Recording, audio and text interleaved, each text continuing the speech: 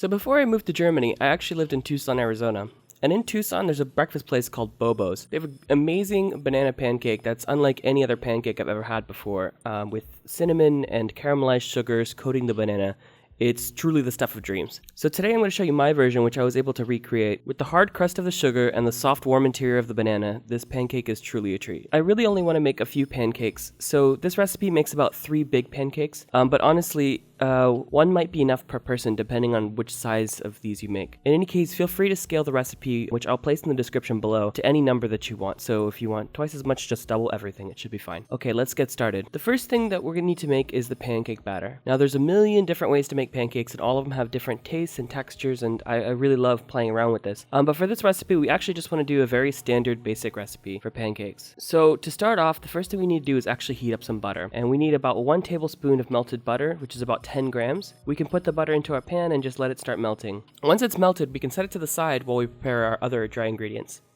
Okay, so for the pancake recipe, as I said, that we're going for a basic one. So for the dry ingredients, we need about 150 grams, or about 3/4 of a cup of flour. And then we'll add about a pinch of salt, 1 teaspoon of baking powder, and 1/2 teaspoon of baking soda. Adding the extra baking soda will just help with the browning, so if you don't have any on hand, don't worry, you can just use the baking powder. Lastly, for our dry ingredients, we need about 1 tablespoon of sugar, and this will also help with the browning. Nobody wants to eat a pale pancake. Okay, lastly, at this point, we need to add our liquid ingredients. We're going to need about 200 milliliters of milk, or about 3/4 of a cup, a little bit more maybe.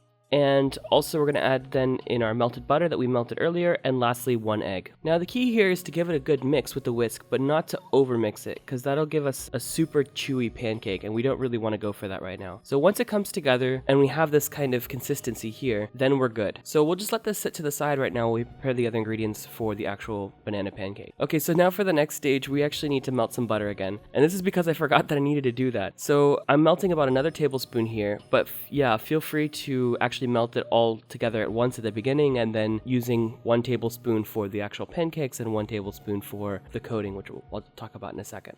Okay, so the next thing that we need to do is make some cinnamon sugar. And to do this, I'm going to use some powdered cinnamon.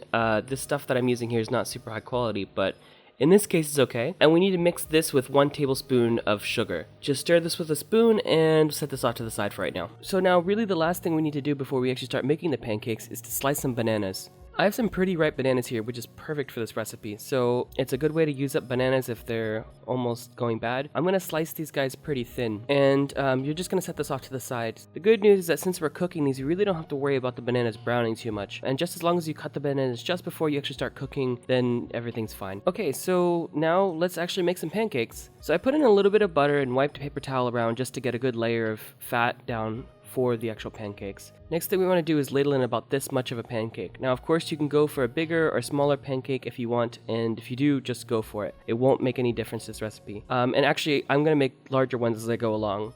Anyways, as the bottom heats, we can actually start putting the banana slices into the pancake. Now make sure you can put in as many banana slices as you can to maximize the deliciousness. And once that's done, we can go ahead and start coating the top with our cinnamon sugar. And we really want to get as much as possible covered with the cinnamon sugar. And then lastly, at the behest of your cardiologist, we need to add some butter. Now, what we're actually doing here is pretty cool. With the butter and sugar, we essentially have the ingredients to make like a toffee or a caramel, which is essentially what we're doing here. So once the bottom starts looking brown enough, feel free to flip the whole thing over, and you should immediately notice that the bottom will start sizzling, and that's exactly what we're going for. Now we're just going to leave this alone for about 30 seconds or so, and we don't want to disturb it. The sugar is melting and caramelizing on the bottom, and the pancake itself is becoming firm. But after about 30 seconds or so, we can start to peek and see what's going on. And from this we can see whether or not it's brown enough to our own preference. But what we're looking for is a crispy caramel sugar. And so once this is done, we can flip this out, and this is what it looks like. So I think I got a little better as I went on. This always seems to be the case for me when I make pancakes. Let me just show you quickly me repeating the process. Pour in some batter, put some banana slices in, put some cinnamon sugar on top,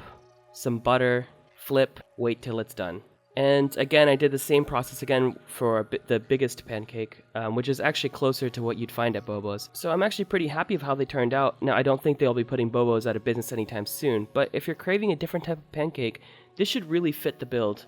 So I hope you enjoyed this video, and if you have, please consider subscribing. It helps me a lot right now. And okay, bye.